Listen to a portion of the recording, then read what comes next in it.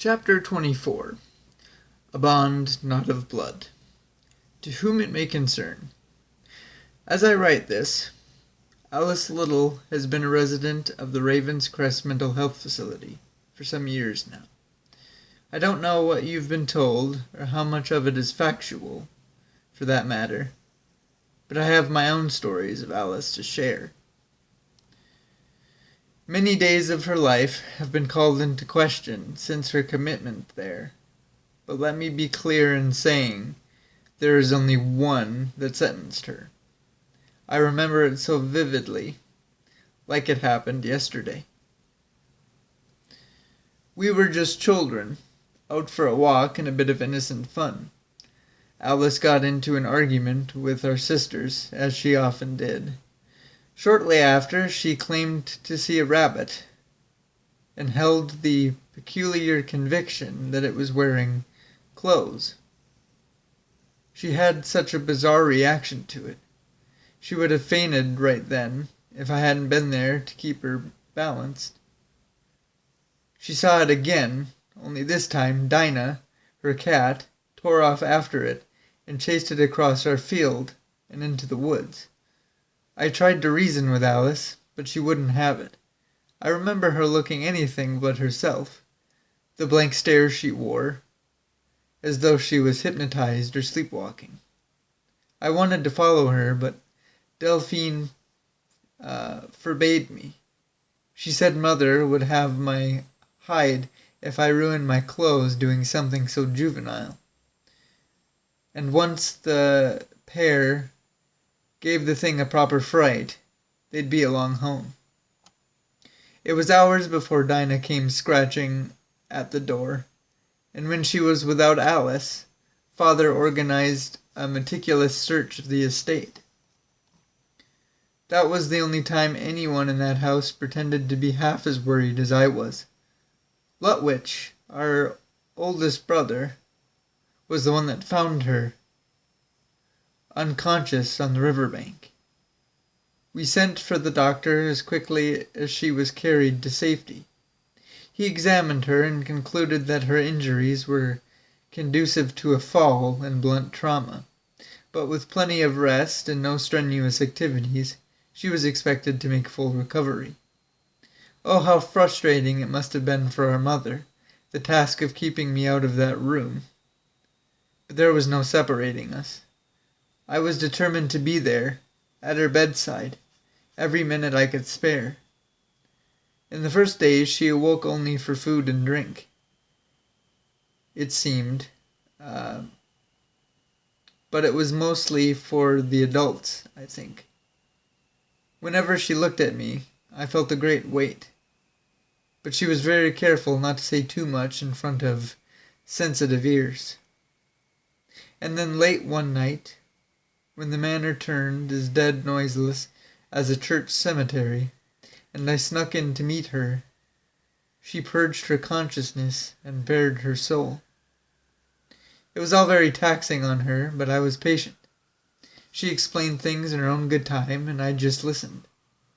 We waded through her paranoias and fears that I might dismiss her the same way that Ambrose fellow had, but Wonderland was meant to be our secret. Perhaps it's masochistic, but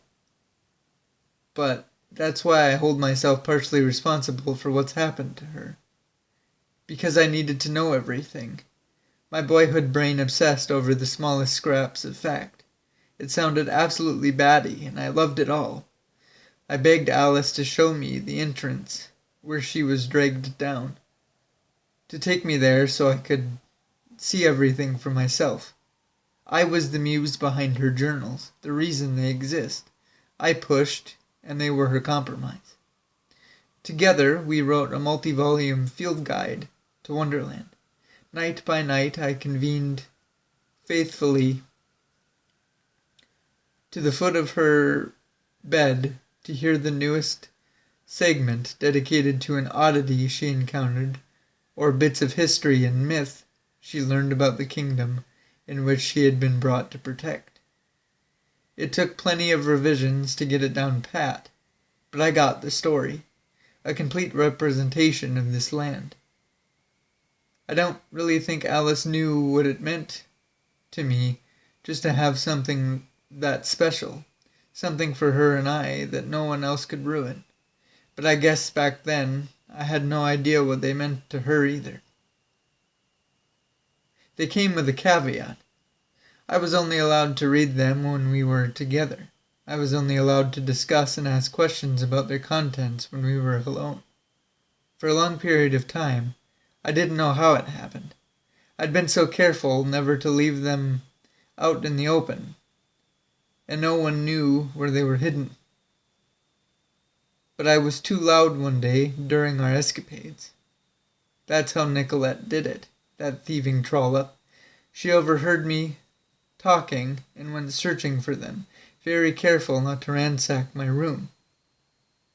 Bringing them to Mother, she twisted the narrative however necessary to concern her, and the next thing you know, she had Alice cornered.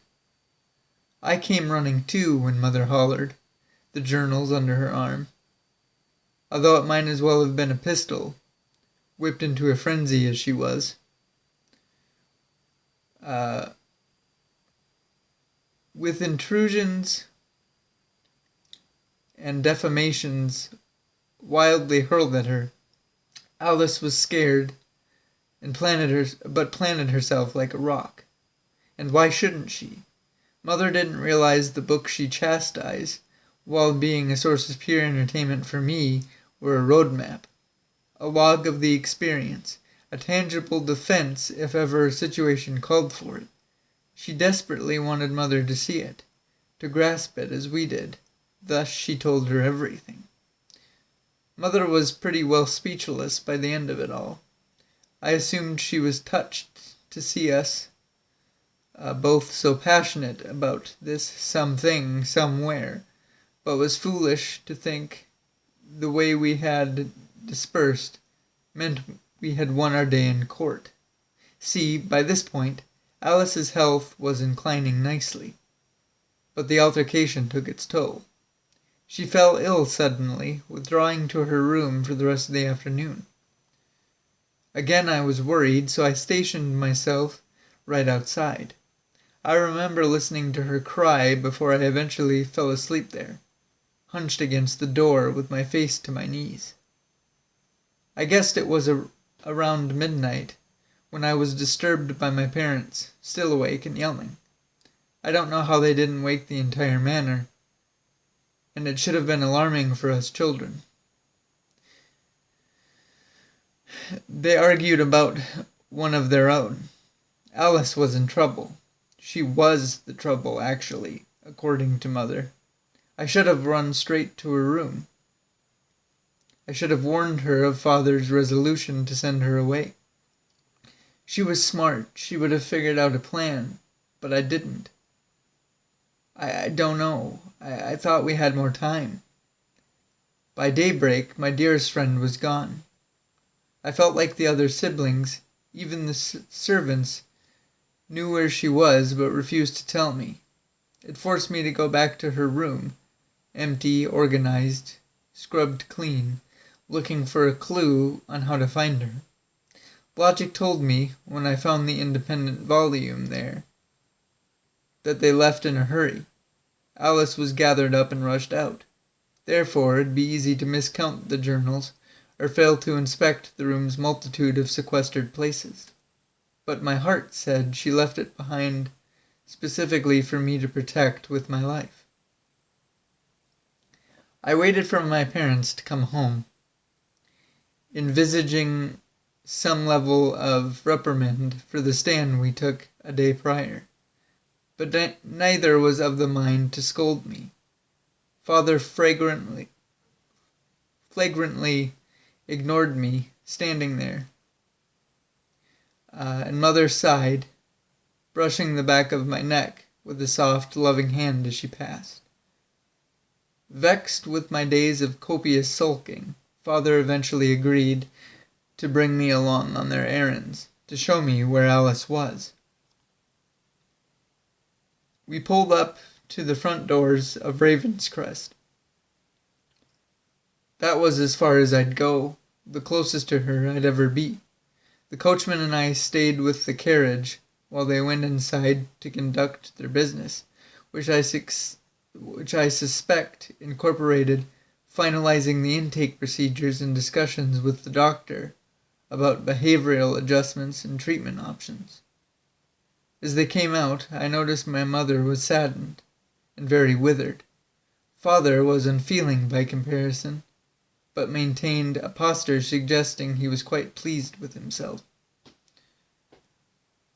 No farther than 2 steps into the foyer, he grabbed my shoulder and pulled me aside for that reaming privately.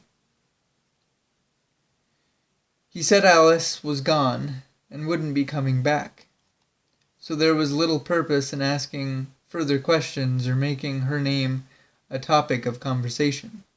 Her stay with us was only ever meant to be brief, and life around the manor and estate should continue as though she'd never been.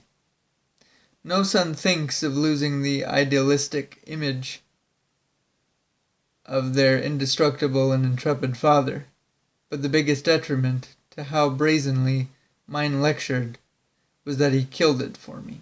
He killed himself for me, and I saw my father for what he truly was. I forged my contempt for that man and his philosophies for the better part of a decade.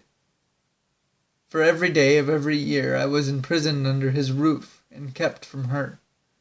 And for what? The preservation of a damn crooked name. We, the little children, were groomed to be tyrants, governing heirs for his brittle empire of morally and ethically bankrupt actions.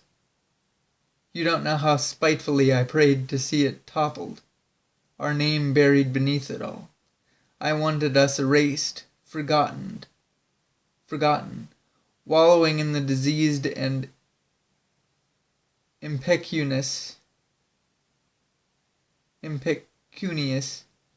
of the gutter, where we belonged. I wanted my father bled of his fortune, without the advantages to profit from his abused and manipulated investments. I wished for this as often as I did not to see that carriage bringing him down the road to Pleasance Manor again when he went off in the morning. He never knew I possessed Alice's journal, let alone how religiously I read it, memorizing it like gospel. I never let him catch me. It was the only way to stay connected to her, to nurture our bond. I was happy to have the dreams and scenes of Wonderland through those pages, but ultimately they wouldn't be enough. So I sat and I waited with the fiercely maturing ambition stirring inside me to reunite with Alice and complete the collection. That brings us to adulthood, aging into a man, and courtship. She hailed from a family whose wealth and notoriety were commensurable to our own, and with no lineal competition regarding the inheritance of their assets. Father was a perfervid endorser of a marital alliance. He importuned me to be a gentleman of honor and integrity. Hypocritical, but the point was, this aristocrat had but one daughter, and wasn't about to just give her off. To earn her hand, I'd have to appear as the perfect suitor. I say it this way, knowing what his feelings were, the lack of faith that I was organically. He reminded me of the disappointment I had been to him thus far, and how capably I could risk my betrothal and my future with the simplest mistake, the slightest disapproval. So, too, he reminded me that I never cared much about the reflections of my maneuvers upon my household. But if I had any respect whatsoever for them, gave any consideration for the shame or embarrassment it would bring, I wouldn't consort with Alice, then or ever. My mother never expected me to obey, so when I finally decided to go in Father's absence, she sent me with her blessing, a kiss on the cheek, and a promise to tell her how loved and cared for she was. I tried then, as I do before every visit, to convince her to come with me, that it would be better to see her and say those things herself, and each time I spot a deeper desire in her face, but she doesn't dare to beard Father's wishes. That, however, doesn't stop the occasional written correspondence I deliver, or meeting in secret to offload information on how she looks and sounds, what she's like, as I get to know her again. But obviously that all had to start with a first trip. An easygoing orderly showed me to her room and announced my arrival as a visitor. I could see the woman in front of us hadn't heard that often and was unsure how to react, but she slowly rose from her desk, turned to me, and there, undoubtedly and unbelievably, was Alice. She looked the same as I remembered, exactly how I preserved her in my memory, only older, more beautiful, if that were even possible. She smiled that same sweet smile and said my name in the same lamb-like way. Under the supervision of the orderly, we were allowed to touch. We hugged and cried together for a lengthy period before she asked me if I brought it, referring to the journal she had left at the manor. I let her see it, let her take and examine it. She was quick to get me settled in, the way you do when you're planning on a guest staying around for a while. She graciously offered me tea, and as I watched her stretch whatever droplets were in the bottom of the pot into half a cooling but drinkable cup, my sister spoke uninhibitedly about her incarceration. She knew she wasn't leaving Ravenscrest alive. She told me, with animosity, what the doctors there expected of her. That the exercises and treatments, studies and interviews, the poking, prodding, rooting around in her psyche, were meaningless. She wasn't going to stop fighting them. What's worse, Alice thought herself, after all those years, to be a powerful enemy of the family, and one they simply couldn't sanction to be released. To her, that meant even if she changed and found her wellness, or was better, or cured, or whatever ridiculous term the doctors used for it, she was going to die property of the facility. So, she was eternally grateful that through me, the books would be the surviving piece of her in the outside world. I want to close this letter by giving you, the reader, whomever you are, a positive perception of the present. Alice and I have conversations regularly, several times a week. I recently shared with her that my wife and I are expecting our first child. To see the joy well up inside her warmed my heart and calmed what nerves I had came with. We celebrated with smiles, laughter, and plenty of tears diluting our tea. But alas, it ended in the onset of despondence. Questions surfaced in her pessimism as to the aunt she'd be. The aunt she'd be allowed to be in the life of a niece or nephew that might be raised to hate and forsake her. It's true. I married the woman my father wanted, the woman he benefits from, who understands and respects his thirsts, his lusts. Like all who are at the pinnacle of our society, she knows how to talk and whom to flash a smile at to get what she wants. But then to me, she's also a blessing of a partner, a spouse who sympathizes with my importance of family. She may not wish to involve herself personally in it, but is tolerant of the relationship with my sister. And while she's protected the family where they feel inadequate or altogether unable, is largely responsible for its cultivation.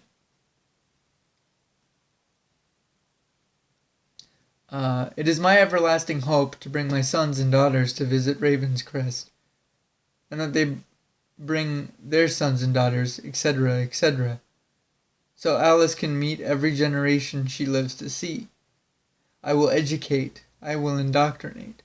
I will see to it that some day, when she and I are returned to the dust of the earth, my descendants will still speak of Wonderland.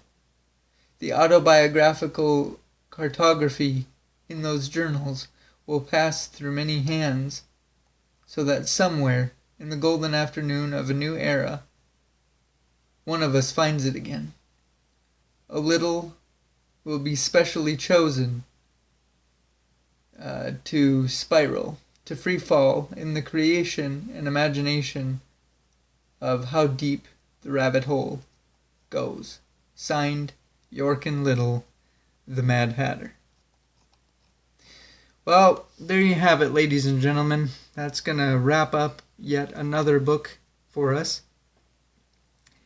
And put a pin in the Wonderland universe as a whole.